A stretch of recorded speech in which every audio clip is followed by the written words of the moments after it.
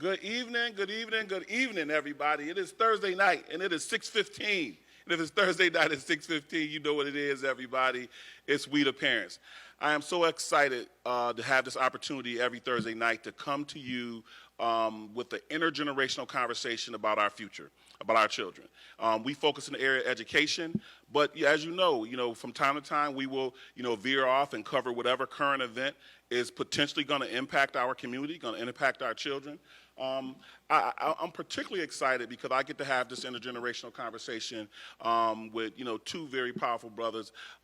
One who I traditionally call the Attorney Joe Moore, but I like the range of stuff we can say. I can say the Attorney Joe Moore, the Engineer Joe Moore, the NBA Joe Moore, but this brother is just really a very competent brother, great leader in this community. Joe, how you doing today, sir?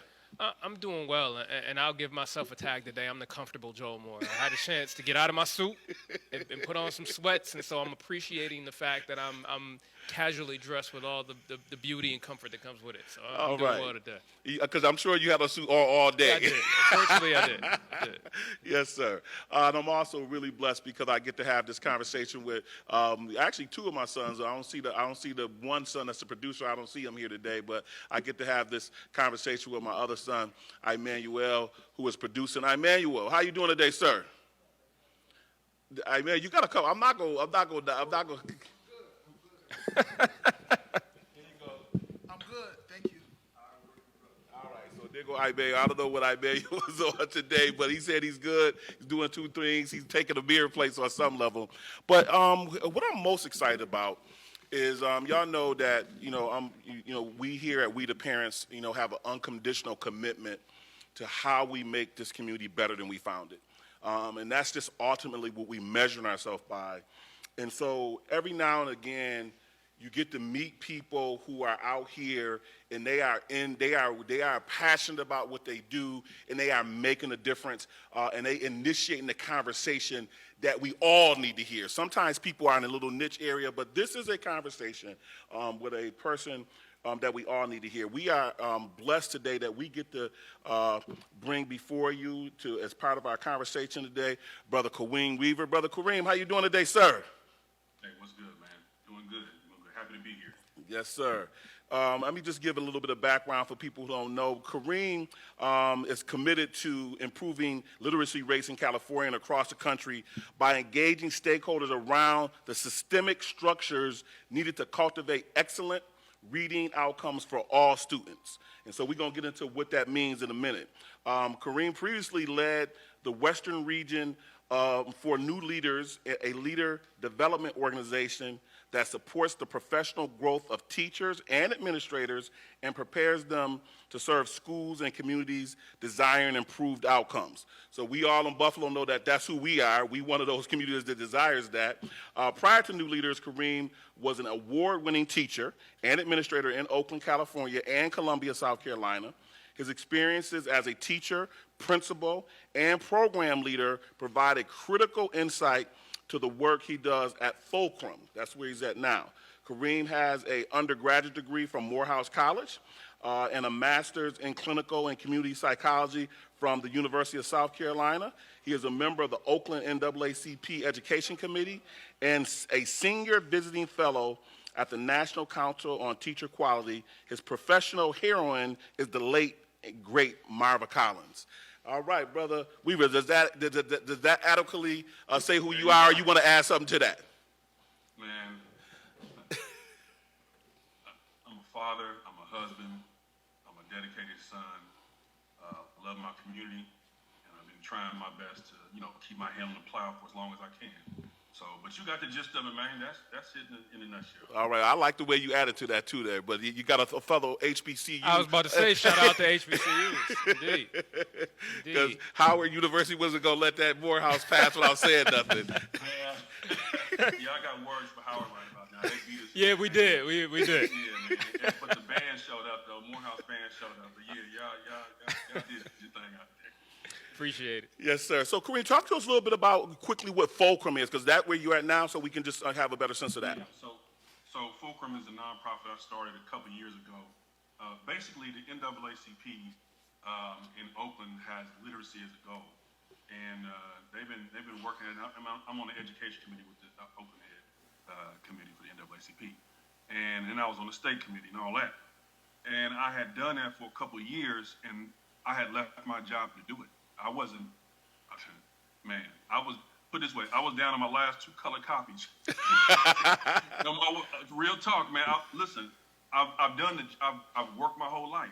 Okay. But at a certain point in time, the question is it making a difference the way it needs to be made? And I was like, man, the kids can't read. What are we talking about? So I went after that with both fists. Amen. I went to a friend of mine, and she's like, well, you need to start a nonprofit or something so you could actually draw a salary and stay on this work. You know, it's too important to let it go. So let's do that. And then you can get other people involved too. And y'all can actually do this together in an organized way. So Fulcrum was born out of that spirit, and now we've been independent now. We basically, it stands for full and complete reading is a universal mandate. Wow. Okay. That's how we take it. We gotta have it. We gotta have it. And so we focused on K-12 systems. We're focusing on universities. We're focusing on parents. We're focusing on what am I missing? K-12 parents, teachers specifically, and then K-12 systems separately. So we're doing a lot, and at the same time trying to stay focused on the fact that we got to keep our kids reading no matter what. Well, I've done a little bit of research, and I know that full and complete reading is its own. You know, that's saying something all by itself. So when we say full and complete reading, just so people understand that you ain't talking about with just a traditional idea, what does full and complete reading actually mean? Yeah. Okay. So, in this country, we specialize in half measures. Our kids can't afford to half step when it comes to literacy. Literacy is access to knowledge. Mm-hmm. And we don't need just enough literacy so that we can be manipulated by other people. Ooh. We need financial literacy. We need, we need to be able to comprehend and understand what we read. We need, because in this age of propaganda and disinformation and all the rest, our kids need to be able to discern. Full and complete reading means not just around the edges, not just, to be able to decode. That's important. That's number one. But to be able to also understand and discern and think for yourself, that's freedom. When you can think for yourself. Otherwise, you get manipulated. You might not have shackles on your hands, but like the picture of the cover of that book by Carter G. Woodson years ago had the chain on the child's mind, miseducation of the Negro. You can have shackles on your mind. And so full and complete reading means that we're not taking those shorts. We need our kids to be able to get the information and then process the information and apply it to their lives. Well, let me do this then. Let me just kind of tell you, there's 2 questions that I really want to, get into a dialogue with you about. I'm going to talk to you about the first one. Let me just say a little bit about how we got in contact with you. The West New York Literacy Initiative is a group here in Buffalo that's focused on literacy. Taria Parsinian has organized 21 groups to include the Mayor, Say Yes to Education, NAACP, Urban League, CAO. All these community groups have got together to commit to dealing with the issue of literacy in Buffalo. As a matter of fact, we're going to be doing, the West New York Literacy Initiative is going to be doing a Science of Reading conference here in Buffalo on November 4th. And Brother Weaver is going to be a keynote speaker there. And so I just kind of want to give that background, because part of what led to this conversation is back, if you go back to 2006 to 2009 in Buffalo, New York, when 2006, we had about 25% of our kids reading on grade level. And then we got a new chief academic officer. Her name was Dr. Felicite Oladele. And Dr. Oladele came in, and at that time I was a district parent coordinating council president, and she just basically turned the system upside down. She said the issue in this school district is kids cannot read. And so she said, if we don't teach kids to read, they ain't gonna be able to do math, they ain't gonna be doing anything else. So she basically came in and told teachers that if your kids are not reading on grade level, you can't decide how you're gonna teach them.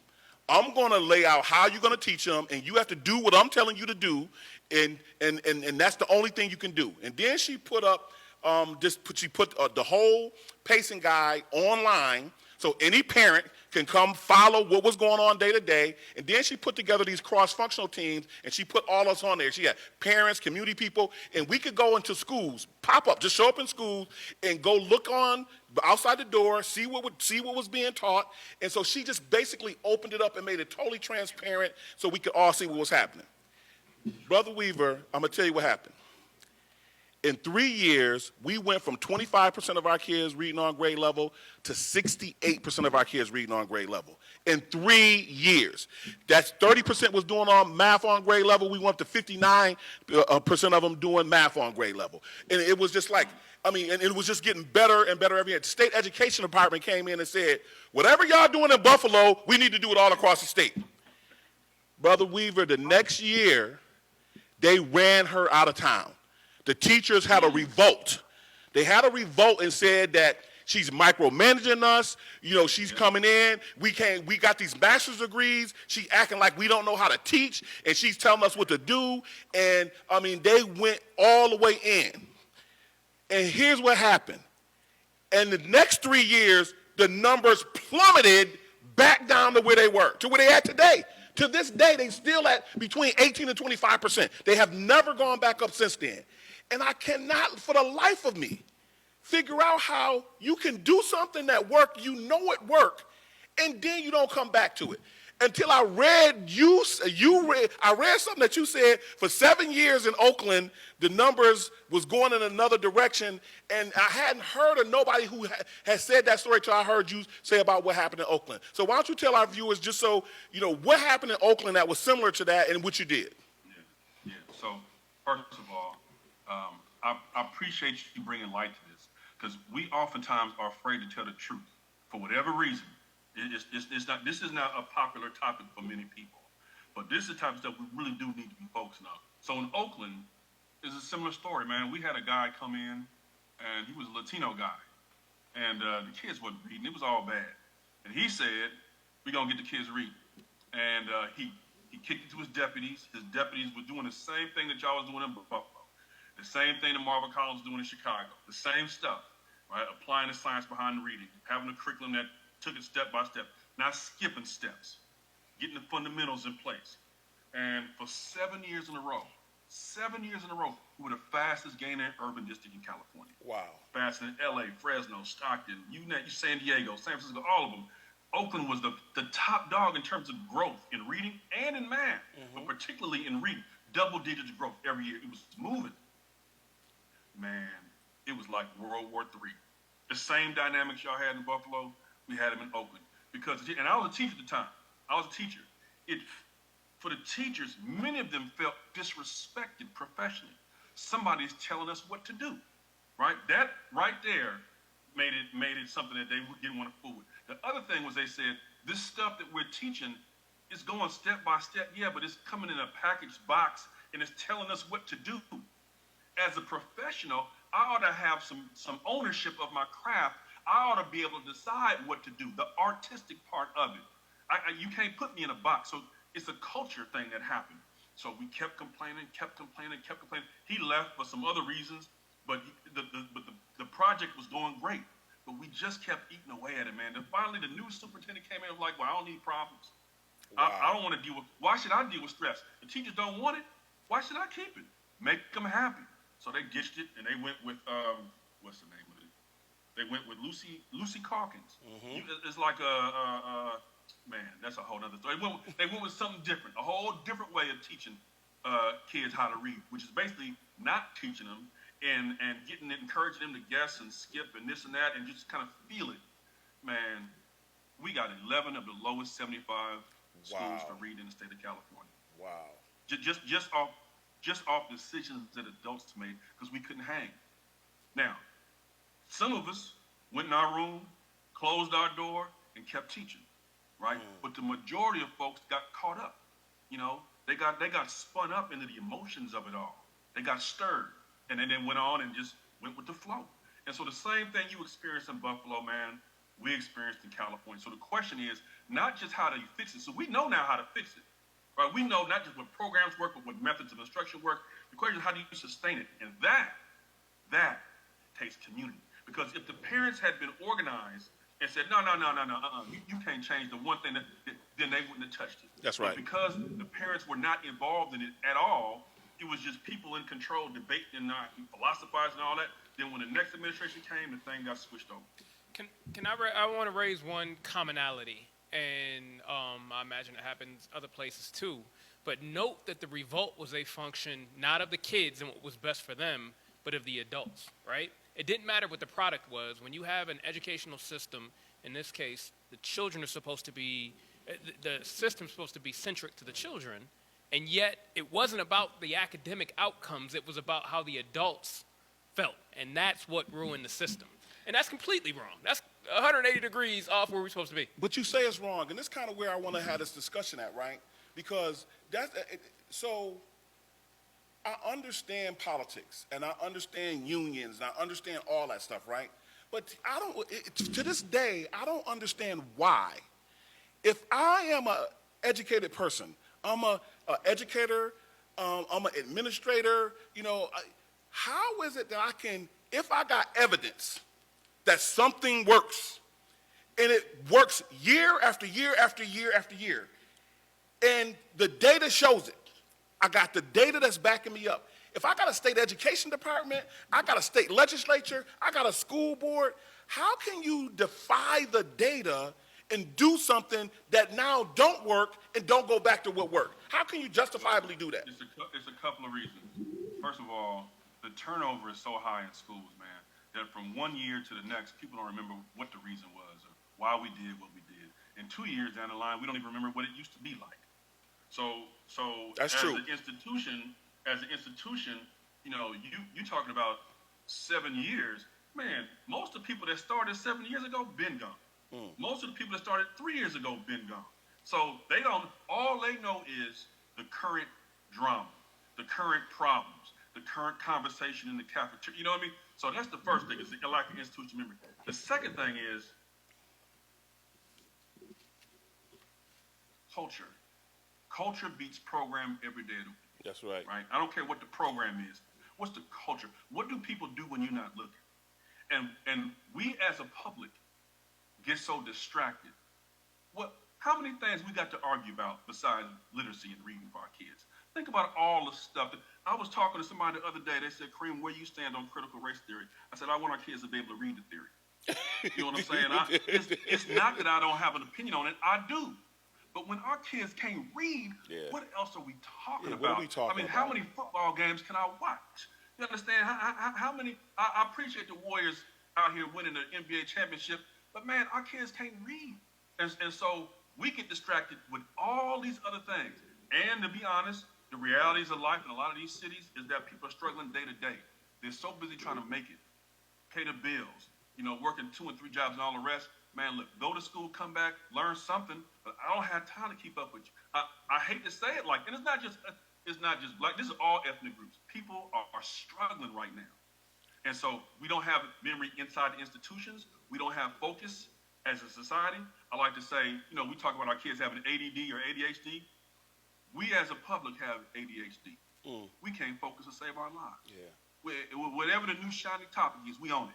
And I get that, by the way. I really do get that. But I guess what it says to me is that, what about the smart people, right? What about the people who really understand what the data say and understand what the data show?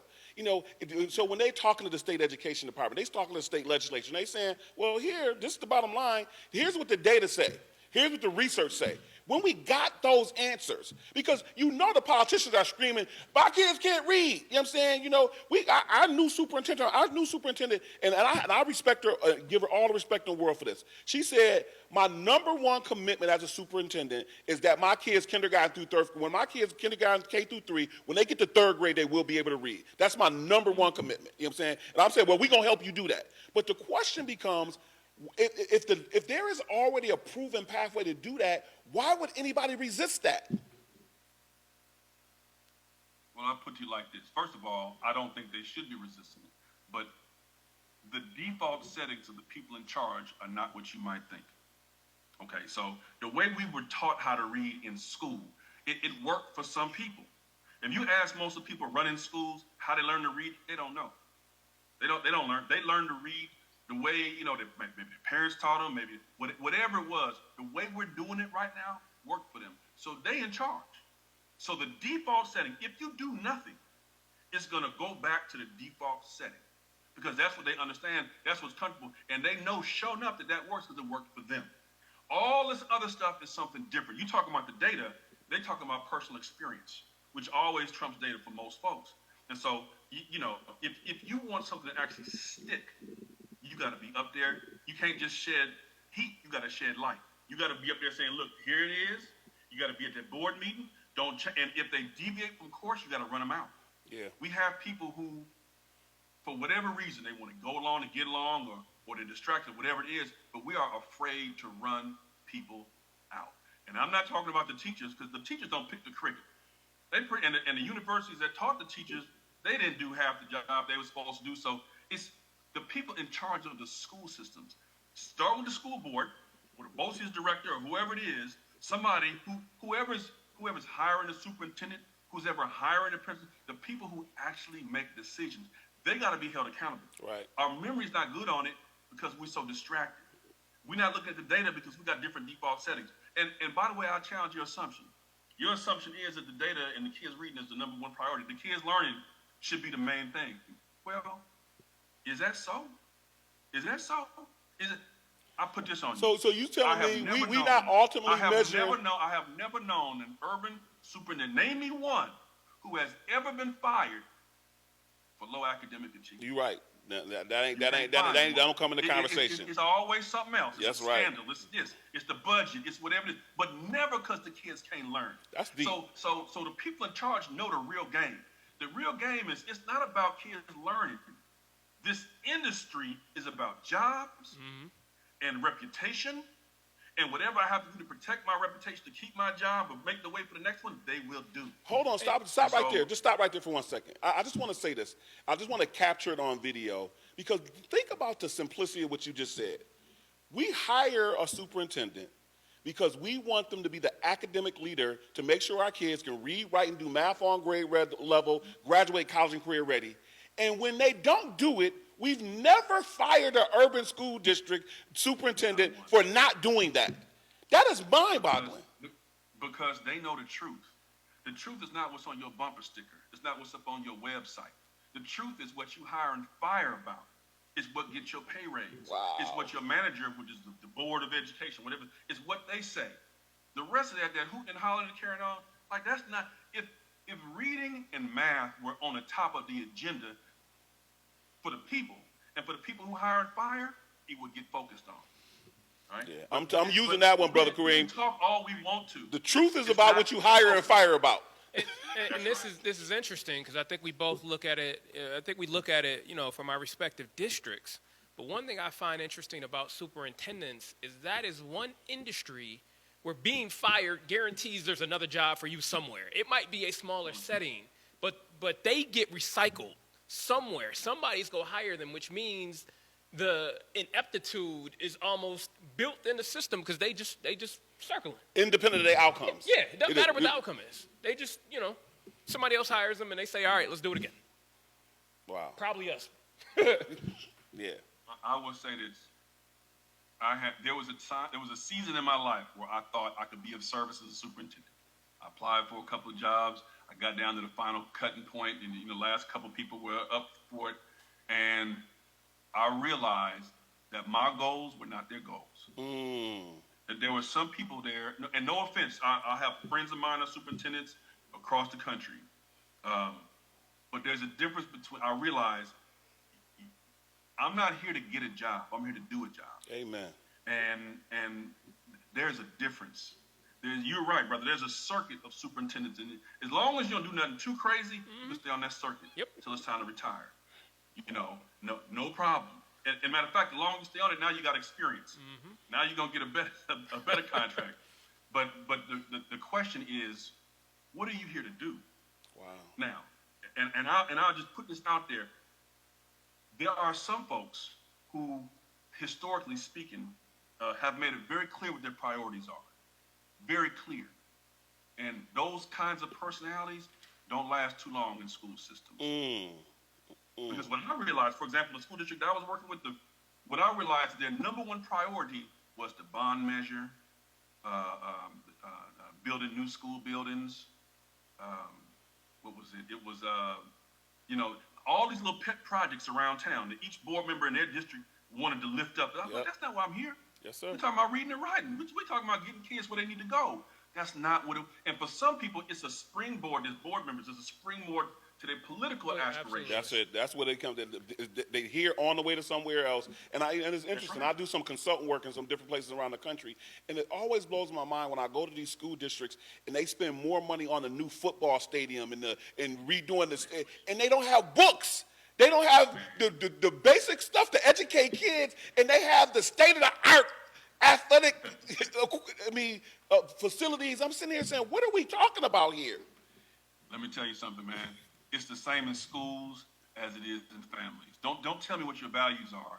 Don't tell me what your priorities are. Show me your budget and show me your schedule, and I'll tell you what your priorities Ooh. are. Right? What we fund, what we give our time to, is where our priority really lies. It's the same in business as it is in our families, as it is in schools. So when you talk about the football team, brand new AstroTurf field, 15,000, and here you go, look at it, rats climbing all through the closets, and nobody got books half the time.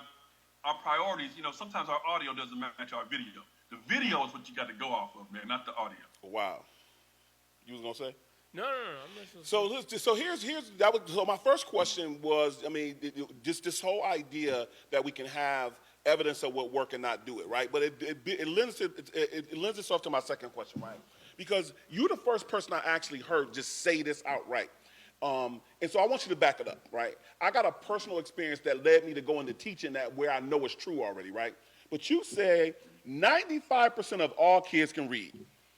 There's a pathway, which is just to make that statement by itself. If you can back that statement by itself up, the question is why we ain't all got a strategy to get there. So back that statement up. I heard you say the evidence shows, the research says 95% of all kids can read. Back that up. Yeah. So first of all, this is not new.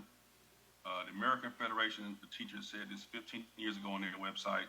You look at Professor John Hattie, you look at folks like Marvel Collins and others.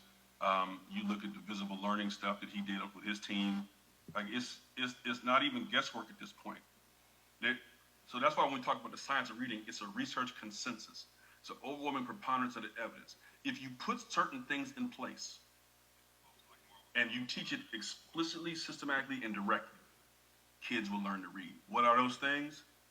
Phonemic awareness, phonics, vocabulary, spelling, comprehension, oral language development, and writing. You put those things together in a systematic way, not opportunistically, right? Because, I'll give you another example. There have been some MRI studies done recently that shows that when children began to associate sounds with images, that certain part of their brains light up, for a better word. It receives more oxygen, and so it shows up on the MRI. It's lit up. So you literally turn the lights on for kids. Wow.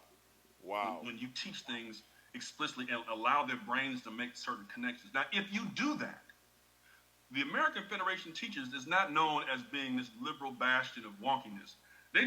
What they're saying, it was the same thing Marvel Collins was saying, which is the same thing that the research consensus with John Hattie was saying, was like, listen, this is what the evidence is. Everything from meta-analysis of research with over 300 million students poured into visible learning studies, to Marvel Collins' work in Chicago, to wherever. It's been consistent over time. That if you do certain things, and here's the key, that you teach it directly, explicitly, and systematically, then you can get almost all kids to learn. And 95%, some would argue this 97, but AFT said 95, so I'm going with 95. Now, what happens a lot of times in our schools is that we teach what they call opportunistically, meaning I'll teach it when I need to teach it. I know phonics is important. I know fluency is important, but I think they're going to be all right, and I really like that. So if I think a kid needs it, then I'll come with it. Man, nah, it don't work like that. You got to build a house step by, you got to have a foundation first. You put that foundation first, then whatever comes, whatever blows, whatever, you got something to stand on. Our kids don't have anything to stand on. So when I cite that 95% statistic, that's not just coming from me. You know who else cites that statistic? Lord have mercy.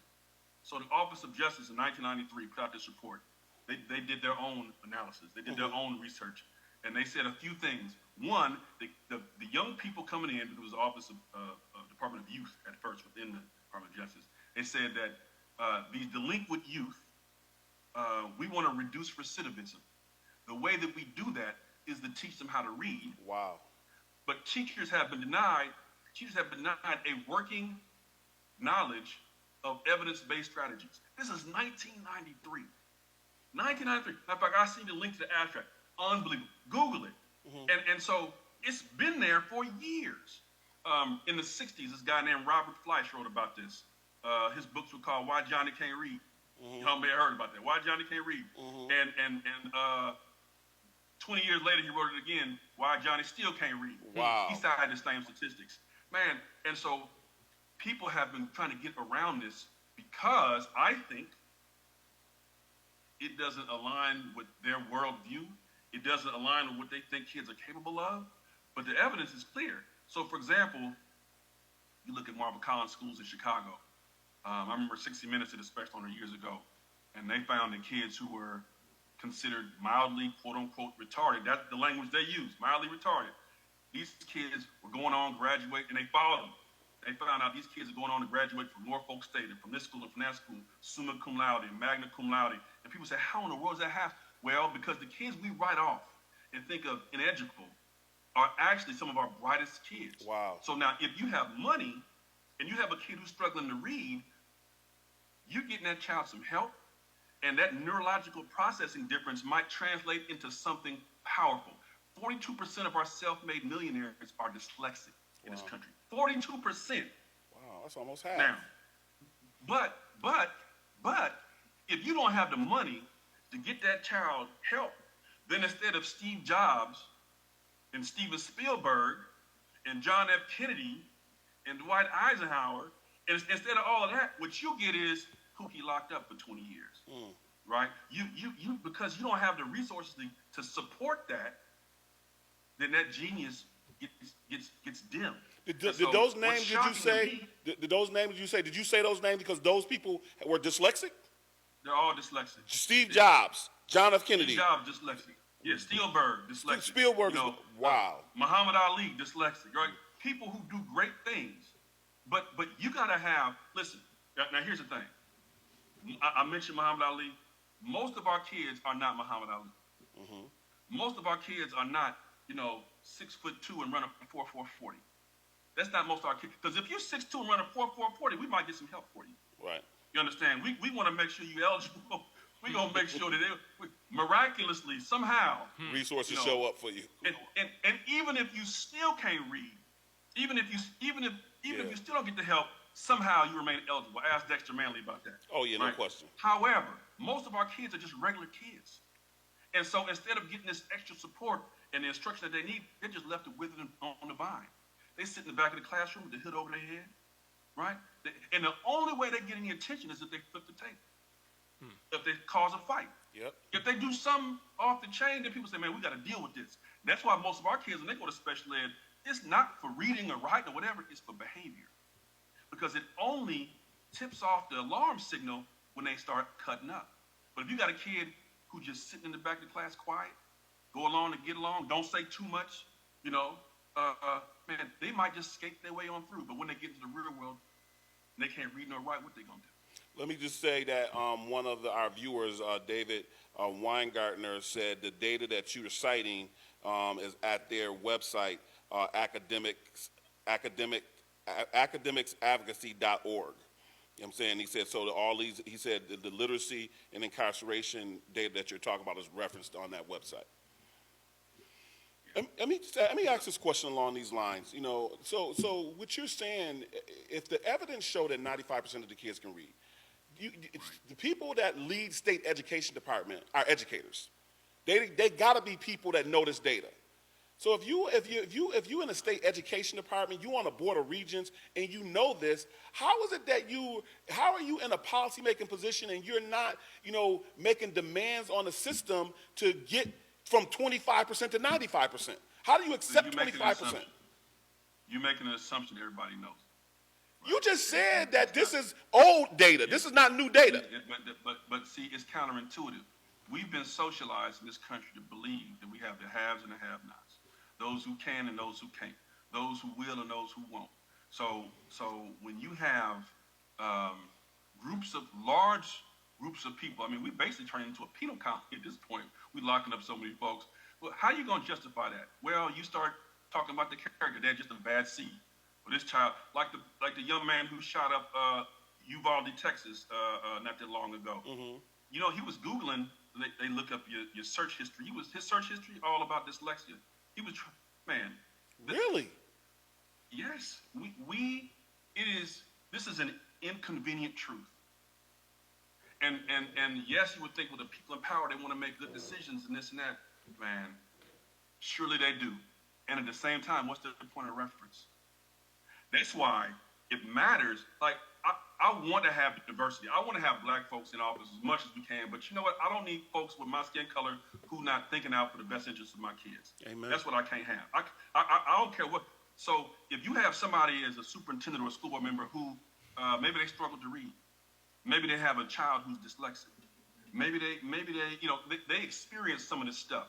They move all the way different. When you have folks who the system worked for who are in control. So here's another thing. If you're telling me that 60 to 65% of the population really doesn't have a fair chance with the way we're doing things, does that undermine my credibility and my position? Does that mean that I didn't fully earn my role in my job? That's the last thing I want to talk about. I'm here because of my hard work and how smart I am, how industrious I am, how I pulled myself up by my bootstraps, and all the rest. And if those people over there got their act together, then they could get here too. That's the narrative we like to tell ourselves instead of 2/3 of these kids have never had a chance. The way we were teaching reading was never designed to work for them. The materials in the books was never going to be what they needed. The teachers weren't prepared well, and we were too busy as a public to focus on it. And so you got your position because 2/3 of the competition was off the table from the jump. So let's take this conversation back to the situation that took place in Buffalo and took place in Oakland, where you had now somebody who was teaching the science of reading, somebody who was actually getting the results. Are you telling me in very real terms right now that the commissioner of education in Buffalo, in New York State, Dr. Betty Rosa, are you telling me she don't know that what works for kids reading?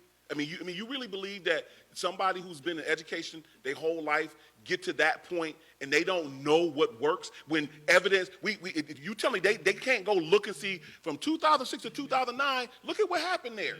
Do you tell me they don't have that capacity to do that?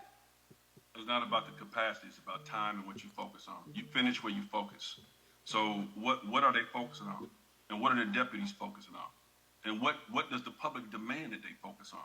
You know, you can focus on suspension rates, you can focus on science, you can focus on crime and violence, you can focus on whatever. You're only going to focus on literacy if that's your number one top priority, or at least number two behind safety.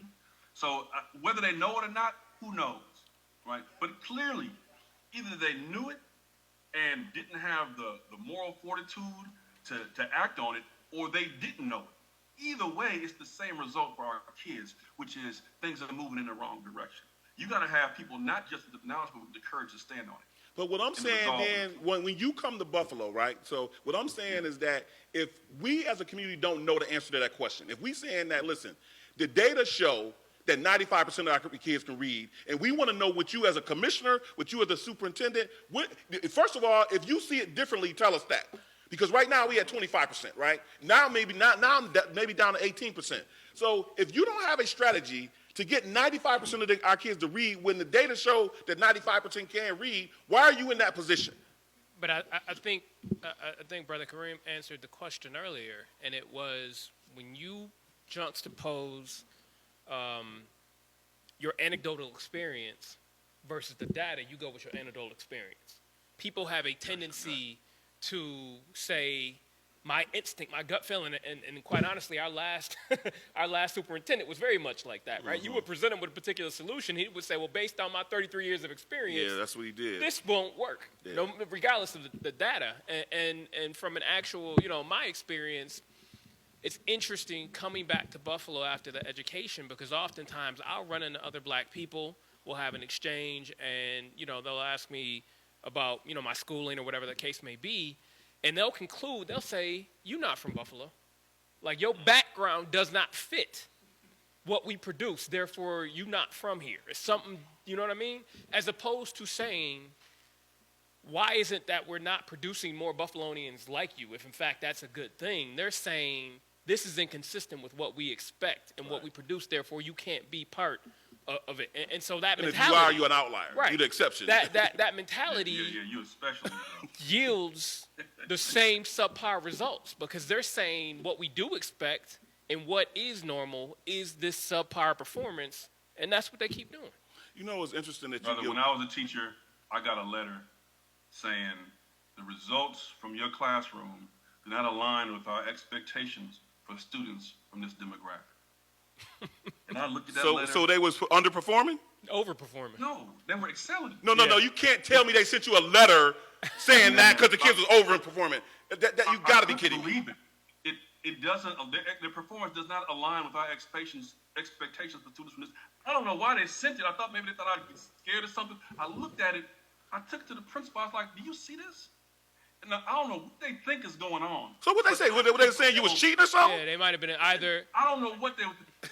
But who could put that on paper? Thank you. Even if they thought it, to put it on paper just blew my mind. It's only Blew my mind. two things they could have drawn from that. One, that was a slight way of saying we're watching you, right? Now the question is, are they watching you to mimic what you're doing to mimic the success, or are they watching you because they think this is not a rational outcome based on who's in your classroom, therefore you got to be skirting the system? Wow. That's the amazing. question.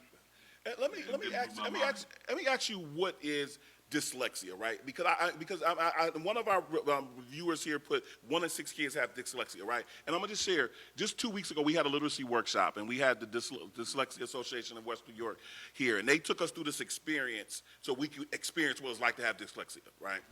And listen to me. I mean, when I say it had a huge impact on me, because as she kept going through the experience, at a certain point, I just pushed the paper away. I said, I'm not doing this. You know what I'm saying? I mean, this is ridiculous. I mean, you putting too much pressure on me. I don't even get this basic thing, and you done already went 2 steps ahead. You know what I'm saying? Why should I even listen to you anymore, right? And the point was, I heard so many kids saying the same thing. I knew that there had to be some truth to this. I said, wow, this is exactly what the kids are saying. So what is dyslexia? Because I know that experience I had, I wouldn't even come to school if I had to go to school every day and have that experience. And many of our kids don't. They respond to it different ways.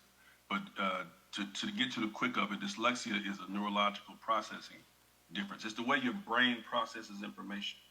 Okay, reading, for example, is not a natural thing. You're not born knowing how to read. But you train your brain to do certain things and to develop certain skills so that you can put this code together to make meaning of symbols and everything. That is an acquired thing. We were not born to read naturally. That's something that we have developed a system so that we can communicate. But dyslexia it just means that we process information differently, right? So maybe it's the sounds that we hear, auditory processing. Maybe we hear sounds a little bit differently than somebody else. So when you say pen and somebody else says pen or hen and hand, and these little small differences, well, to a dyslexic, it might be almost impossible to distinguish those two. It has a hereditary component, it's neurological in nature, and it causes challenges with reading. So the official definition is a neurological processing difference whereby a student's intelligence, right, is on a different scale than their ability to read. Now that is very broad, but basically it means kids not reading like they're supposed to. But what it means functionally is your brain is not processing things a certain way. I know kids, I shouldn't call him a kid, I know a young man, his name is Dr. Anderson. He's dyslexic. And He was in ninth grade reading at the second grade level, he says. He found one teacher that believed in him and taught him the basics, the fundamentals. Man, that dude is now a professor at Long Beach State University. He's an entrepreneur, an author, written a book, a business owner. Wow. He's a reader for the UC or university system. He's a reader. So when you write your essay, he's one of the ones that reads it. Man, that dude he's super bad, but could not read nor write at 14 years old. And so when we start talking about dyslexia, here's the other thing. The federal government says your kids have a right to free and appropriate public education. Right? That's by code, it's on statute. Well, what's free and what's appropriate for you? Okay? The universities aren't teaching people how to handle it. And so what happens is expectations play a large part of this. Many people think dyslexia is a white person's thing. Wow. Nothing could be further from the truth. Everybody's, it's the same rate. There's no evidence that it shows up in different communities differently. It's hereditary, but it's not something that black people don't have. No, right? It affects everybody the same. But here's a challenge. If I expect you to be able to read and decode and figure this stuff out, and you're not doing it by first or second grade, alarm bells go off. Wow. I might get you tested. I might get you some sort of you might get an IEP or you might get an agreement, a non-disclosure signed agreement, that you can go to a non-public school on the district's dime. But if you're a little brown child or a little black child, and you can't read, what do people think oftentimes? Mm-hmm. Yeah, some kind of way. There's some kind of cognitive issue that you. She's lazy, Developmental delay. dumb, but not. Oh, maybe there's a neurological processing difference, and there's genius in here, and they might make a great entrepreneur. They may make a great this, a great that. No, if they just tried harder. And we as parents got to get off that too. And I admit, look, my daughter was diagnosed with dyslexia not that long ago. She's a senior in high school now. I taught her how to read, man. I taught her how to read, so she knew how to read. But it was a struggle for her. And I didn't really fully appreciate the grind that she was under day in, day out. So we as parents, we got to be vigilant. When our kids say, Mom, I don't understand it, or Daddy, I don't understand this, or school is like this, we got to listen to them. Wow. There's a reason that almost half the people incarcerated are dyslexic. There's a reason, because they're not getting the help that they need. Now, I'll say one more thing about that. The federal government, Donald Trump was a president, I forget what year, but we have a new law now. It's called the First Step Act. Mm-hmm. And this was Kanye West, this was Kim Kardashian, this was Amir Baraka. All these folks were after criminal justice reform. Okay. And they helped, and a senator, I think his name is Cassidy, down in Louisiana. They said, listen, why don't you screen for dyslexia when people come to the federal penitentiary? Mm-hmm. It's now signed into law. Trump signed it into law. So, and so they get screened, and if they found to have it or be at risk of it, they get help. They get classes and support for that, and they get help to get a GED. So many of our children don't get the help they need until they go to the federal penitentiary. Wow. We did a show on this though. We had our new sheriff that was elected last year come in, and he talked about all the programs that they had once they get into the system. And I mentioned online, I said, this is all the stuff that they should have access to prevent them from getting in the system. It is complete backwards thinking in terms of what's going on there. So it's the same thing here. But I want to mention this on dyslexia. I want to raise this up. When I was working on my MBA, I took an entrepreneurship course, and basically the teacher would have his buddies come in who had succeeded in X, Y, and Z and speak to the class. And one day he had a student come in, not a student, I'm sorry, a friend of his who had started a company, and he was dyslexic, and so he did struggle, I'm sure, in many of the ways that you all have highlighted today. And here's what he did with that, because here's how I view or understand dyslexia. It's not a deficiency, it's just a different way of perceiving things, right? So when you put people in a system that says go from A to B to C to D, and when you get to D, you've arrived at where you're supposed to be, and you've got somebody that's operating in, XYZ territory, it's not that they can't move, it's just they understand it a different way, right? And you're not feeding them the way they understand it. So this guy takes his perspective of the world and he's worked with Pepsi and all these other big companies. And what he does, he goes to the CEOs. He does an analysis of whatever the corporate issues are, right? Because he sees it in a different way. He sees it in a way that the CEOs and the board So he uses can't his necessarily see it. advantage. Then what he does, no joke, he creates effectively a personally tailored Monopoly game. And he puts all these people, all these higher-ups in a room and says, play the game. And the game is designed to lead them to the conclusion he's already drawn per his analysis.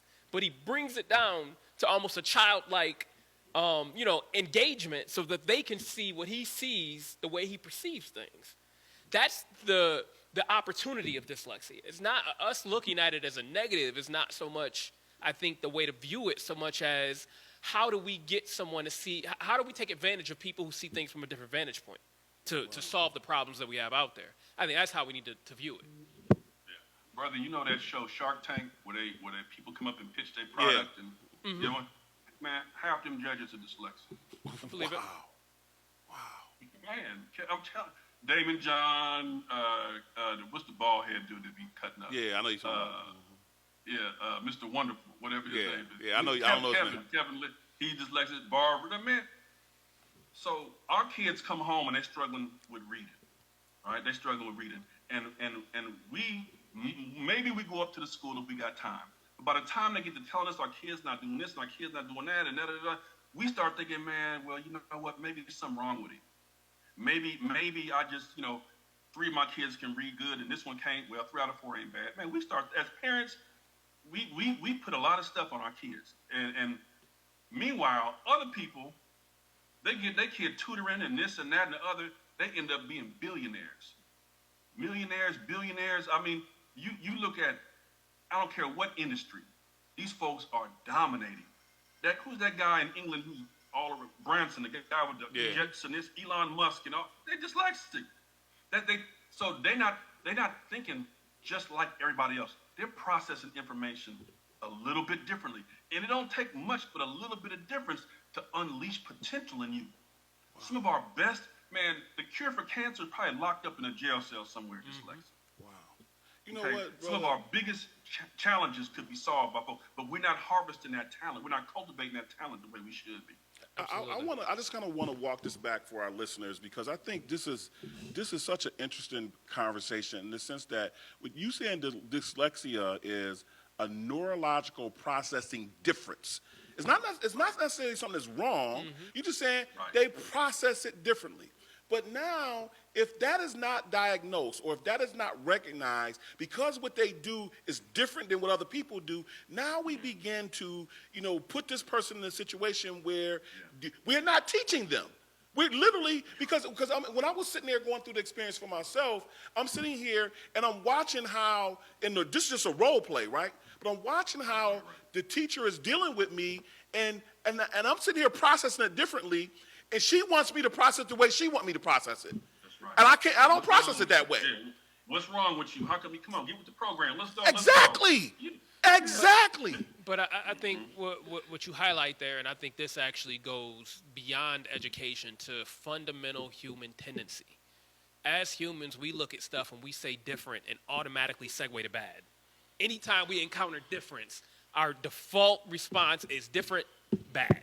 But if we can get to a place where we say that, listen, 95% of the kids can read. So let's eliminate the fact that this kid can't read. Right. Even though they do it differently, you can get to reading a different pathway. So it don't matter that he don't go this pathway. He's going on another pathway, but he will not get to a different outcome. He's going to get to the same outcome, right? Because this is the other thing that stands out for me from what you said. What you essentially said is that reading is not natural. It's not. It's not a natural thing. So you actually have to wire your brain to read. You have to condition yourself to do it. So people, what I'm deducing then is people don't condition themselves the same way. People are not wired the same way. And when somebody presents and their wiring is different, we don't have a way to automatically say, okay, your wiring is different. We're going to get you to the same outcome a different way. But if you look if you look historically, the scientists, anthropologists, et cetera, they'll show you 200,000 years, let's say, of human history, it's only 5,000 years of written text. It is a relatively, it's not natural because it hasn't been something that we did for the vast majority of our time on this earth. It's not a natural thing. It is something, to Doc's point, it is something that we developed over time because we felt it was useful to disseminate information this way. Yeah, matter of fact, some of the research I was doing, one of the guys literally said the fact that human beings can read is a miracle. Yeah. I mean, if you just look at what's actually happening in the reading process, you're looking at symbols and you're drawing meaning from symbols. You're able to put together, symbols to make sentences, to make words, to make paragraphs, to create images. And that is not just that is a profound thing, right? The fact that you can do that. But to get to a place where now we draw the conclusion that the evidence says 95% of humans can do it. And why don't we, so once we determine somebody has dyslexia, what happens next? What changes for them that allows them to get on a track where they can read now? Well, I think you make it, okay, so I'll answer that question, but I don't think you can make the assumption. Most kids are not going to get found out that they have dyslexia. Okay. Most of them not. And I'm saying it, I'm really saying it from an advocacy perspective. The reason why I'm saying that is because we as the adults, when certain kids struggle, it confirms some of our low expectations for them.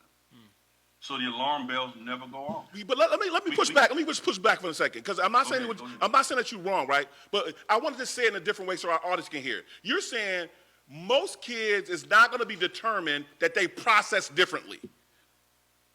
Because that's all we're saying. We're saying they just process. So, but the truth of the matter is we know that. We know people process differently. We already know that. I'll draw it out even more. As opposed to concluding that some people develop differently, what we're concluding is they develop the same, but they develop at a slower rate or a lesser rate the same. That's as opposed to saying different. As opposed to saying different. That's what's happening. See, because if you say 95% of them get there, you have to say different. Because you say, well, there's nothing wrong with him. He's just doing it different. Right. So, and since there's nothing wrong with him, he can get there.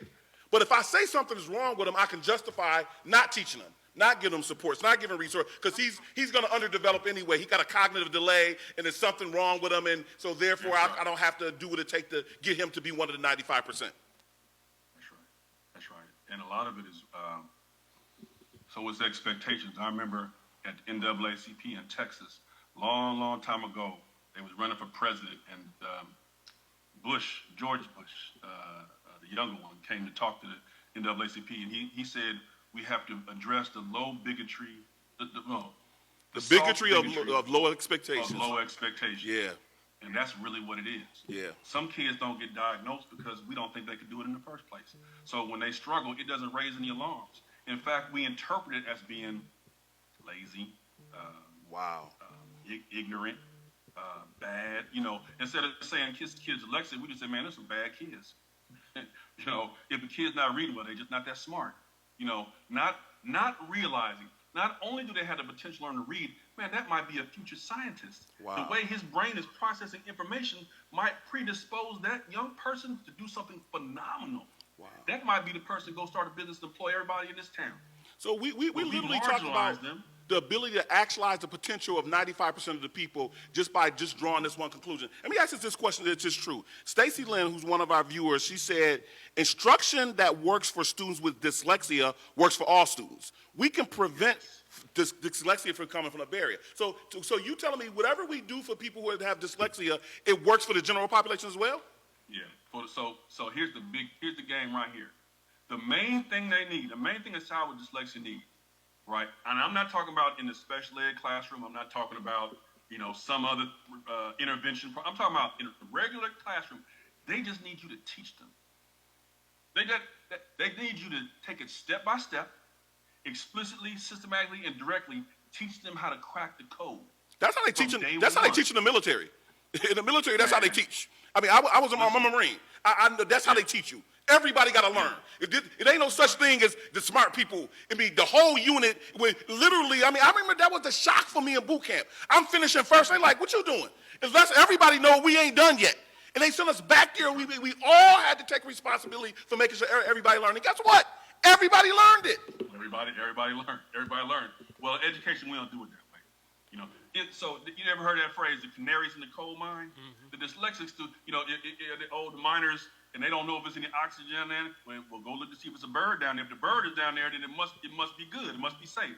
The dyslexic students are the proverbial canaries in the coal mine. If they are all right, everybody's gonna be all right. So why don't we just use the Why dyslexia curriculum as the curriculum then?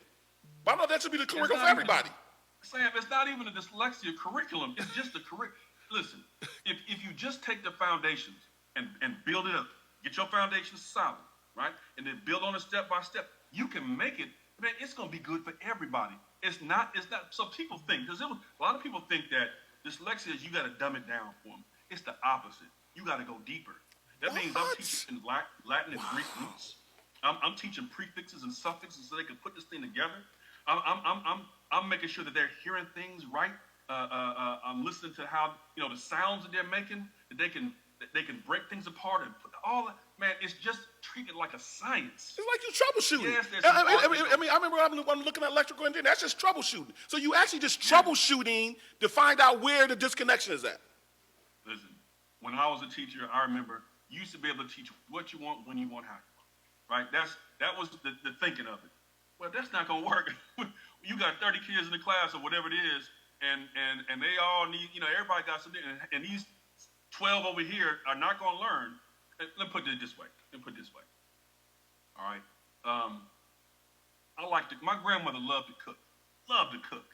And if she had to cook for a bunch of people, and it's gonna be some people that they have special dietary restrictions. This one can't eat fish. This one over here can't eat that. And the other one.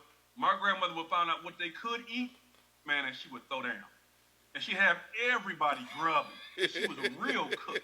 You tell me what I can do, I'm gonna work with it. Everybody gonna eat, right? But I'm not gonna leave anybody out. Right. Now, in education, we don't approach it. If we just approached it that way, what's gonna work for everybody? What's gonna work for everybody? That includes the dyslexic kids over here. And we gotta put our foot in that thing. Don't tell me it's boring. You the professional, you the chef. Put your foot in and cook or teach. But it's not about saying, well, these over here need that and these over here. No. What can they all benefit from? Give them that in spades and do it systematically, step by step, and the kids will be all right. So from an And advocacy, it sounds simple. I know. that's where I was going to go. I was going to go to the difficulty of that, but I was going to say from an advocacy space, though, right? Because I think at the end of the day we got to play to win, right? And so I'm going to ask you, and I know Joe want to say something right quick, but I'm going to ask you after that about how now what? I mean, how do we play to win? Because from an advocacy space, it seemed like to me the number one thing that we got to do is we got to start off with getting parents to understand that 95% of kids, scientifically, 95% of all kids can read. So anybody who telling you anything different, have them prove it to you. Because the research, so if we get that through from an advocacy side, that means when people say, well, my kid, 75% of the kids can't be in the 5%. You know what I'm saying? So at the end of the day, if it's 100 of us in the room, 95 of us, 5 of us we may be able to do it with. But we can't do it with 75 of us, right? So that means we as parents now are equipped to say, wait a minute, this is too many kids. In Buffalo, we down to less than 20% of kids reading on grade level. So now it ain't the kids. We can't say it's the kids no more. So if we get the research to back it up that it ain't the kids, now we can push the conversation back where it goes from the advocacy side. You want to say something? So this is more of a robust question, but I'll toss it in there, and then if we have time to get to it, we can get to it. So for me, for instance, I didn't start to appreciate reading until after undergrad. It was the first time in my life where I could choose what I happened to want to read, and thought about my past, which was a lot of private schooling between, really everything but college, and didn't take a lot of African-American history courses. So I started reading traditionally African-American history books and enjoying them. I say that to say, in contrast, I have an 8-year-old boy, right? So I've got a young black boy who I'm trying to encourage to read. One, he wants to do about everything but read, right? He wants to be outside playing. He wants to be outside socializing. His mother and I obviously are trying to encourage him to read. From your experience as an educator and an expert in reading, what recommendations, and I imagine some of our listeners have similar sorts of situations with their young people, what recommendations can you provide to us from a practical standpoint on how to engage them and get them to appreciate, not just do it, right? Not just read it because I told them you got to read, but to actually enjoy this process and cherish it and grow it? How can I do that? You got to give them what they like, man.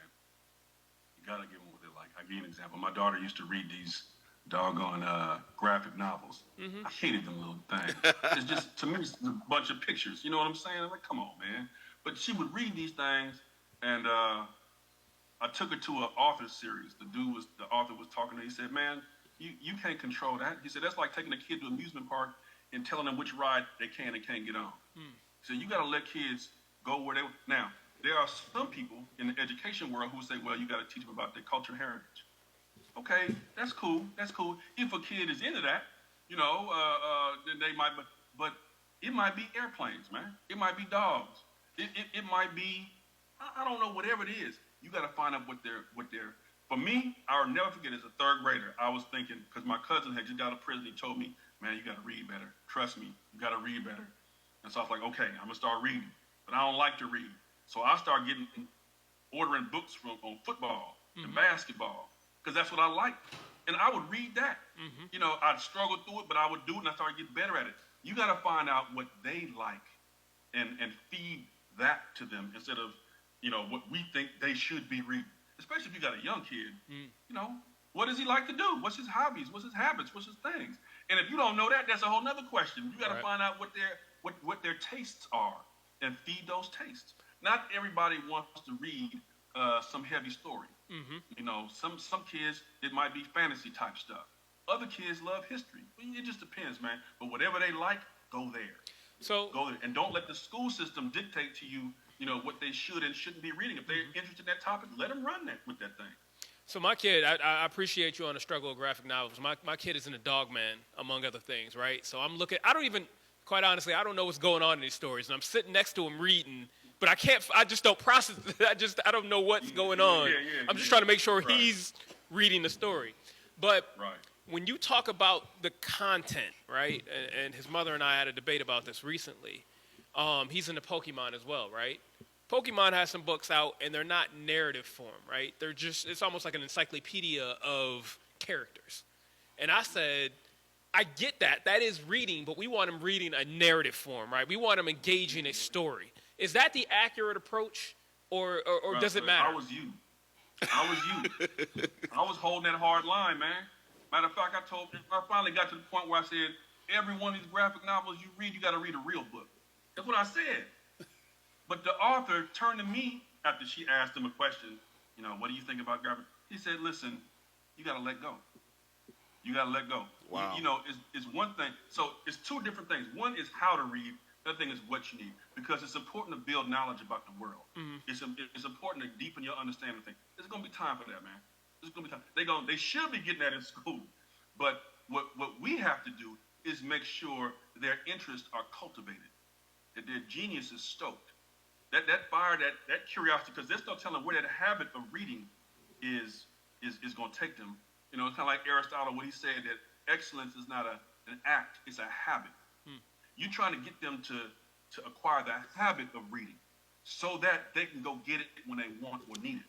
It's not about one particular thing, but you got to get them to develop the skill, the endurance to read for more than 5 minutes at a time, and the habit of doing it consistently. That's what you got to go after. The content, man, use whatever they like.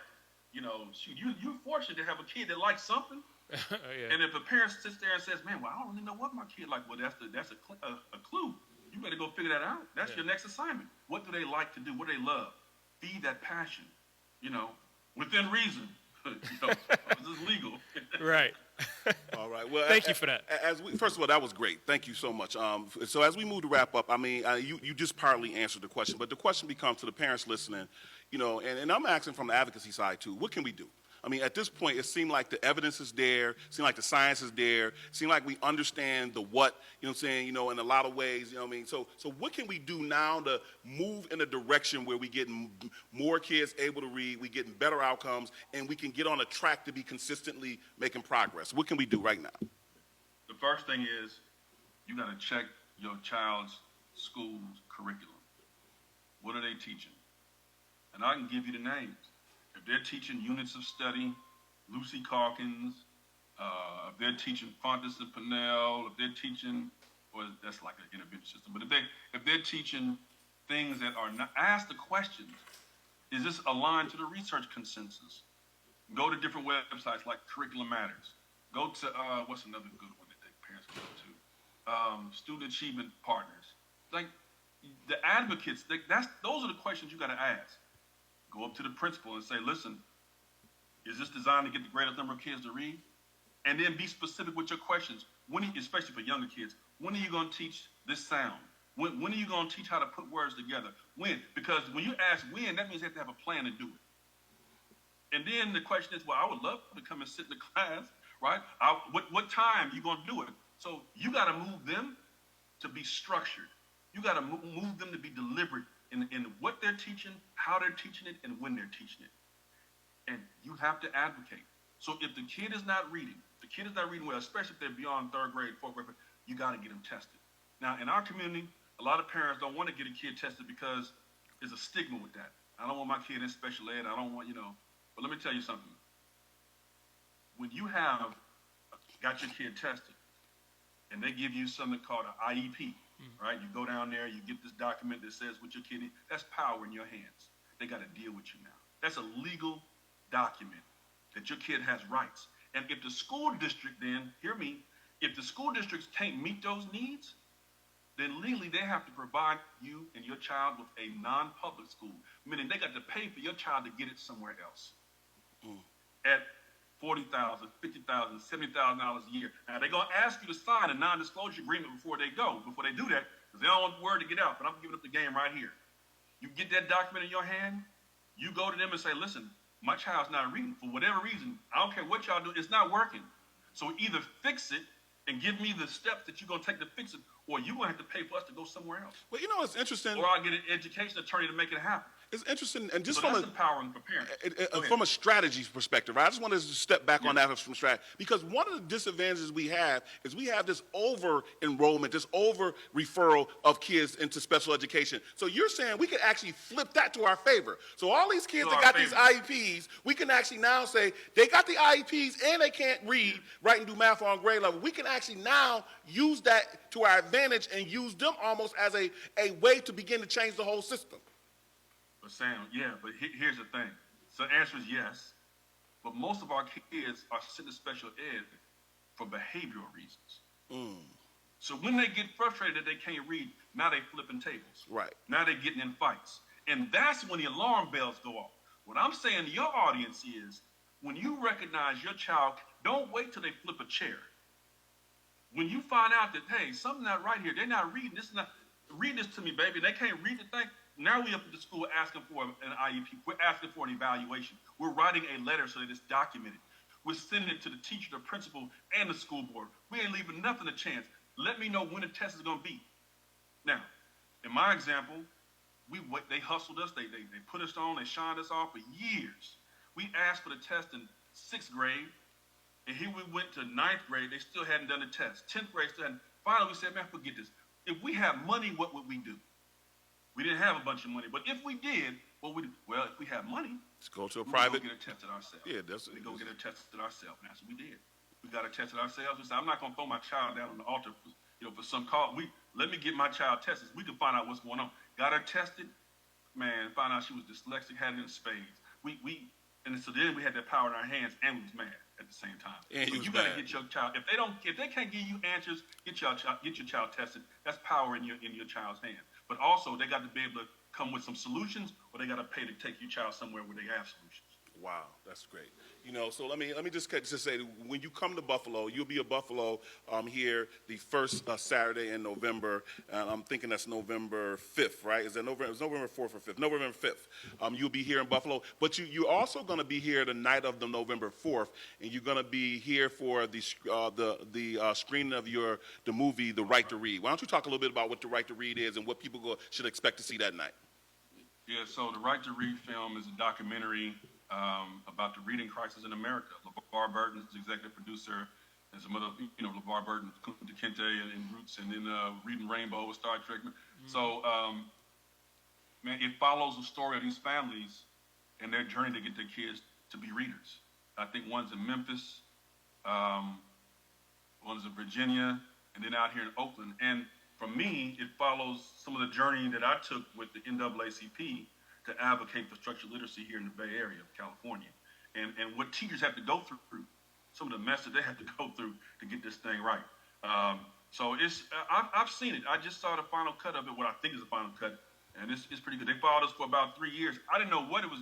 Really, I didn't know what it was, but they just wanted to follow along. Now, I couldn't let them in every meeting because, you know, you go in there and meet the superintendent. You can't be like, hey, and here's my film crew. No. But they saw enough. They up in the house and doing this and that, and they try to put a story together to explain why there's a reading crisis and what we can do about it, and what real parents are doing about it every day. So we talk about a crisis, but there's some parents who said enough is enough.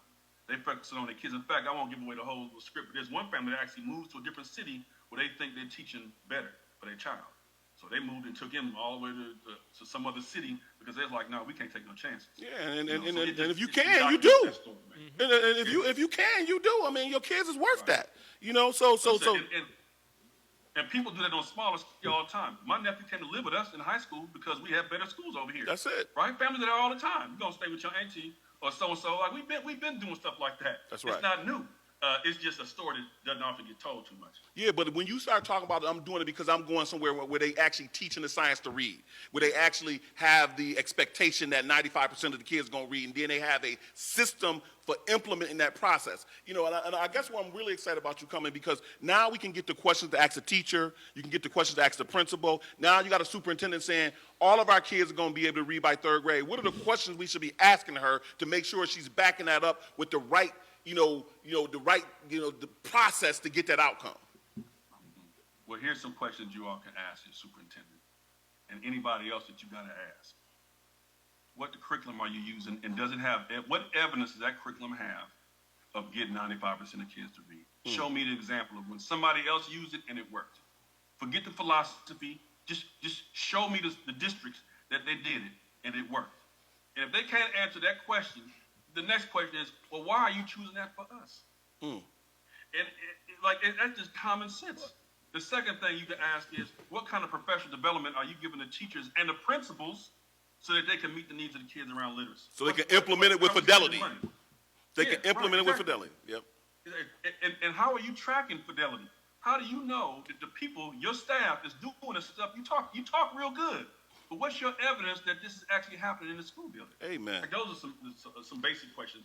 Well, I was going to say, and I agree. Again, my background is not education, but there was a pretty big scandal, I think, in the last year or two. There was a white woman, professor out of Columbia or NYU, was it, who was responsible for a ton of the curriculum that had been implemented over the last several decades. And eventually they were saying, this just simply is not working. And she had to concede the point. She had made all this money. They were all, and I don't know what the woman's name is. You keep mentioning one of the curriculum-based ones, so I don't know if that's her, but it was in the New York Times in the last year or two. And they finally had to say, this doesn't work. Everybody follows this, but this clearly is not working. I'm gonna look it up while y'all chat. So I know which one you're talking about. There's a couple of them. Teachers College is shorthand Lucy Calkins. Yep. Lucy Calkins. We talk about that in the movie. You know, she got an empire, man. They making big money off these. Big money. I'm talking about.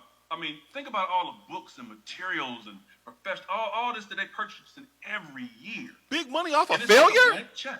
Big money off of stuff that don't work? Now listen, if it don't work, now we got an intervention program to sell you. If it don't work, now we got another program to sell you. And if that don't work, we got another program to sell you. We gonna keep selling as long as you keep buying. Wow. And since the stuff that they're buying is not being challenged, like I say, we arguing about everything else. Man, think about all the stuff that we arguing about, man. We arguing, but who's talking about reading? Yeah. We need to have a right to read revolution. I mean, literally. But here's what it seems to be, and I think somebody pointed this out in the article. You would think teaching would be heavily based on science and the success outcome. Exactly. Teaching itself is not based much on the science on it. It doesn't come back and look at the numbers and say, and course correct. Exactly. Which is insane if you think about it. That literally was the point out. I can't let you get that one in. Hold on, check this out.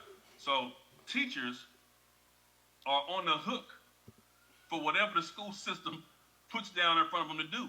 And if you don't do that, you get fired. Right. So you can say the teachers are doing they're doing the job. There's a difference between your work and your job. Man.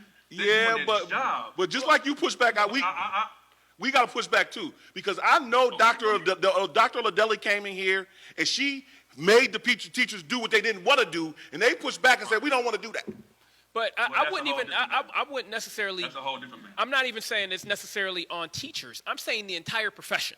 The educational system as it exists does not seem interesting. And again, I come from an engineering background, right? We know we're constantly looking at the feedback of the system to see whether it's within the parameters of what we want it to do.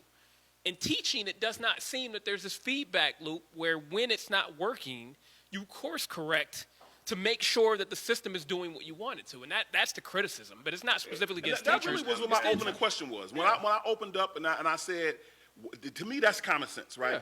How is it that we had the success and we not course correcting when we've seen that we not getting it yet? Why haven't we gone back to what we know worked? That just makes sense. The alarm bells are going off. Because who's failing?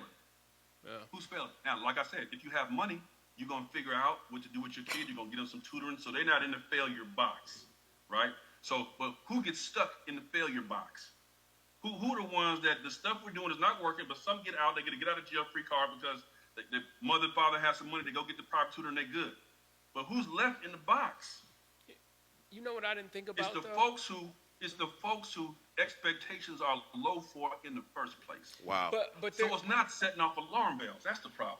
there's a false success that comes from that process you just pointed out. So let's look at our, stereotypically, let's look at our suburban friends who have the resources to send their kids to tutoring, et cetera, et cetera. What happens is they do that, right? And then their school records are going to say that these kids are performing well. But it's not necessarily that it's what the teachers are doing. Right. It may be the supplemental education that they're getting. Right. And as a result, when you look, now those teachers in the burbs are saying, no, but we follow the same curriculum, and our students are performing, so why can't the other ones, when in fact the success of the ones who are performing out in the suburbs may not be a function of what the teachers are doing? It's just a function of their privilege. Yeah. That they have the means to do something about it. Now, here's a challenge. Those folks who go get tutoring for their kids, listen, I work with some of them folks. They don't look like me. A lot of them got blonde hair and blue eyes.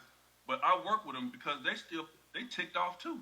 They don't necessarily want to, even if you got the money, don't mean you want to spend the money. Right? They spending this money and they hot. You're like, why am I spending $20,000, $30,000 on tutoring for this child, $50,000 for 2 or 3 kids when I'm paying taxes to go to schools? Man, here's my challenge. We have to all it can't just be it's people with privilege who have not been beaten down by the system, who this is a fresh wound for them. They're the ones down at the board meetings. They're the ones down at the principal's office. And the other folks, it's almost like learned helplessness. Those who don't have the money, like, well, they're not going to listen to me anyway. I think something's wrong with my child. A lot of times we don't show up the way we need to show up because we've learned to be helpless. It's got to be all of us. It can't just be white soccer moms with a dyslexia diagnosis for their child. Amen. It's got to be everybody. We can't have given up all our energy during the civil rights movement. Our children are dying now, today. Wow. They need advocates today. Amen. They need parents who will say, nah, we're not going out like that. Our child can do it. Our children can do it. Our community can do it. So y'all got to fix the curriculum or something, or pay for my child to get the tutoring and the help that he deserves. Legally, by law, he deserves it on the books. So I don't look at the people with money and be like, oh, well, they got their privilege. No, that's common sense. If you had the money, you could help for your child. The thing is, we got to work together. What's wrong with us? We should be stepping up, too. We should be the main ones yelling because our kids aren't getting what they need. Well, you know what? We literally we could talk to you all night. I really, and I know you got to go pick up a daughter from soccer here soon. But listen, you're going to be in Buffalo on November 4th and November 5th.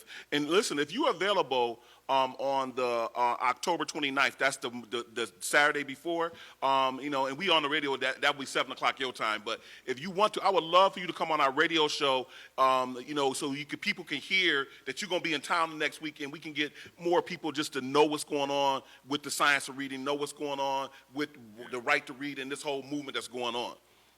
Yeah. Hey, listen, that sounds great. I look forward to it. Let's set that up. I will correct you on one thing, though, so that I can at least show my head back here at my house. You said my daughter in soccer. My daughter don't play soccer. She plays softball. Softball. If she ever hear this broadcast, I'm not going to get kicked in the shins because you didn't say it wrong. My daughter plays center field. She got a scholarship to Bowie State University. Yes, sir. She can hit that ball, home run hitter. She can do the thing. And she's dyslexic. She can go get it. Now, we got to get her work on that homework a little bit. But So I'm looking forward to her doing her thing at the HBCU next year. All right, that's a good word. I'm happy that she chose the HBCU. Yes, you gotta sir. go somewhere where they see more in you than you see in yourself. But I will say this: all of our kids have talent and genius. Amen. We just got to find out what it is, and don't let anybody tell us our kids can't do it. That's a lie from the pit of hell. Our kids can do it. They just need the support, the training, and the teaching that they are legally entitled to. Amen. Because remember, back in slavery days, it was against the law. That's right. To teach somebody to read. That's right. Who looked like me. And more people could read than then. More people can read after the Civil War than can read today. Man, what you saying? What you saying? We don't even want to talk about that. So, and then you're gonna have people telling you, well, the reason why your child can't read is because of the trauma. It's because wait a second. Yeah. Our people came up out of slavery. Come on. And learned how to read. Come on. Slavery. One room schoolhouses, no technology, no resources, 10 kids grazed in the same room. Man, so we can't let people spin us up like that and get us all stirred like something is defective with us or our family structure. And we could go back in the record, check the record on what our family structures looked like during slavery times. And our people came out there and we made sure our kids learned to read. So Amen. They can do it. And you can't let nobody spin you up and tell you different. They can do it. They just need the instruction that they got to have, and they need consistency with it. Mm-hmm. Yeah. So I hope your listeners will take that to heart, man, because it's not something that's defective with our kids. It's these school systems, starting with the school board, the superintendents, and the chief academic officers, and the principals who make the decisions, and it's the universities who are training the teachers, making sure they're giving them what they need. And all these people are getting fat off of it. These community groups, Lord help them, but man, they got a contract with the district, and they in an after-school tutor program doing the same thing that they doing during the school day, which is nothing. Wow. So we got to look at evidence of what works for our kids and make sure everybody involved with it is applying the research, consensus, and the evidence on our kids' behalf. Well, what I'm looking forward to is when you come to town, when you talk on the radio show, if you can just give us those examples of those evidence so where parents can go look for to get the science of reading material with the names of the things that they should be looking for. Because part of what we're going to do is when we open our radio show from now on, we're going to say 95% of our kids can read. And right now, next week, our data comes out. Our data in terms of the kids on assessment test comes out in this next week. And we know that it's going to be below 20% of the kids reading on grade level. And so we're going to say, here's the data. This is the baseline right now. Now we know, and we got the research to back it up, 95% of the kids can read. Our superintendent is saying that all of our kids between kindergarten and third grade is going to learn how to read. So now since we know they can, if they can't, we know the problem is not our kids. And so what we're going to do is we're going to follow, get some direction from you on the radio show. We're going to get some directions from you from the conference. And we're going to begin to push this community to make sure. And we did it before. That's the beauty. Dr. Liddell didn't already, it ain't even a question mark. She done came in 3 years, doubled the reading scores. So we got experience. So we just got to bring it back to front of mind. Yeah, that's fantastic. And I would encourage your listeners also, in the meantime, between time, go Google Marva Collins and 60 Minutes special and see how she was able to take kids and work with them and get them where they needed to go. It is doable. Our kids are capable. Inform yourself through that. And I look forward to being in New York and the screening and all of that and being a part of the community's efforts to get our kids reading, because the same issues we have in California is the same issues y'all got in New York. It's the same thing, man. It's nationwide.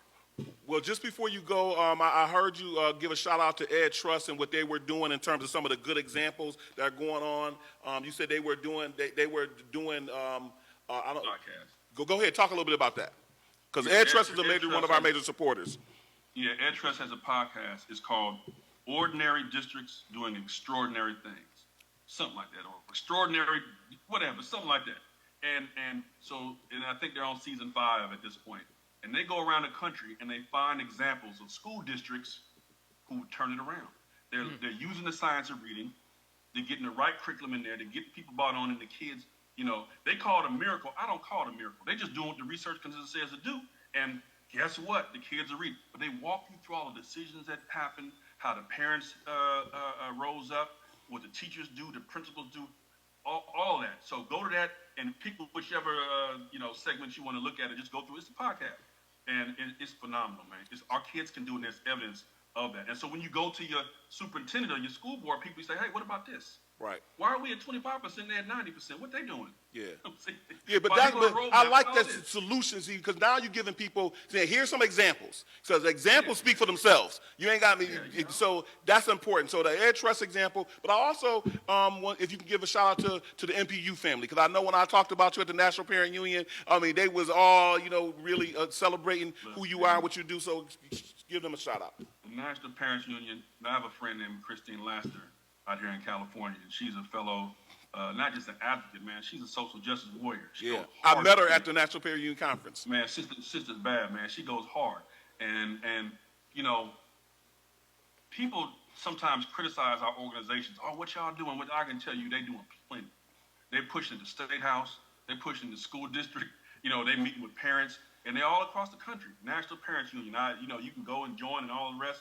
But I would encourage people to also get organized whatever they can locally as well. Mm-hmm. If you got an NAACP, join it and get active. It ain't nothing but what you make it. Join the education committee. Make literacy a priority. Whatever the groups are in your area, whatever the parent groups, if it's the PTA, fine. Whatever it is, get organized so that you collectively can exert power and influence over the people who have control of these systems. But yeah, shout out to National Parents Union, man. NPU has been strong in the struggle from coast to coast for a few years now. And my sister, Christine Laughter, is just one of them, but there's plenty of them out there in the field, so much respect for them. Thank you. And then finally, the West New York Literacy Initiative, Tyra Parsenian, who's inviting you out. They're doing a lot of work locally to bring this to the forefront and really has prioritized this as a movement that we have to be part of in West New York, and also working to push the governor to put together a statewide task force, the dyslexia task force, to begin to move on this issue. Well, look, let me tell you something. That's good news and bad news. The good news is they're focusing on it. The good news is that they sound like they're getting organized. All right? That's all good. Right. But beware of that task force. The quickest way to kill something is to get a task force or a committee. Okay. You can sit on that, man, and we're going to wait for the report. And I understand. They gotta do their thing. But as a parent, as an advocate, you can't let them sit in committee for too long. That's right. You got to stay on. Well, you see the work they're doing in New York City. They're doing a lot of. You see Eric Adams and Dr. Banks. They seem like they changed the narrative in New York City. Well, part of what it is too is the mayor has dyslexia. Dyslexia. Right. So see, when it's real, when it's not just a game to you, when it's real to you, you move differently. You move differently. Now I don't know about whatever other policy you got, whatever, but I know on this, he knows what he knows. And he knows that mess they've been doing ain't working for kids because it didn't work for him. Amen. Right? So you hire differently. You just act differently. And so that's why it would be better if we had a lot more people in charge who either have experienced it for themselves or somebody they love, a child, a parent, a sister, brother, because they wouldn't put up with the nonsense that gets accepted in an education book. All right. Yeah, he's doing big things out there, man. He's doing big things. Anything, Joe, in closing? No, man, I appreciate the conversation. Looking forward to you coming to our town, man. All right. Anything else you want to share before you go? Bring your jacket, all right? Yeah. You said bring your jacket. Yeah, bring your jacket. Yeah, bring your jacket. The only thing I would say is, and just for the parents out there, we have to decide what we give our energy to. That old Malcolm X quote where he was giving a speech and he said, man, you've been bamboozled. You've been led astray. Man, that's us. We've been bamboozled to focusing on everything else but our kids. We're being led down these paths to hoot and holler and protest and picket and all this for other people's struggles, for other people's battles. Why can't our kids be the priority? Amen. Why can't our kids be the thing that get us up out the chair? Turn off the TV and we downtown marching and we write letters and emails and all this. It's got to be about our kids. So we get to pick. We ain't on nobody's ideological plantation. We got to start acting like free men and women. This is important to us. And so we're going to make this on the front burner of our agenda. Somebody else got an agenda that lines up with it, fine, so be it. But on our agenda, our kids, their ability to read and therefore compete economically, socially, familiar, etc., that's on the front of the agenda, not on the back burner of anybody else's or our own. So I just want to leave you. Well, drop the mic on that, bro. So we go drop the mic on. Hey, Brother Weaver, thank you so much. We looking forward to you coming to Buffalo, man. You keep doing what you're doing out there in Oakland and nationally, brother. And, 1,000% we got your back. So we say every week when we go out here, power to the parents. Take care, man. Take care, Brother Weaver.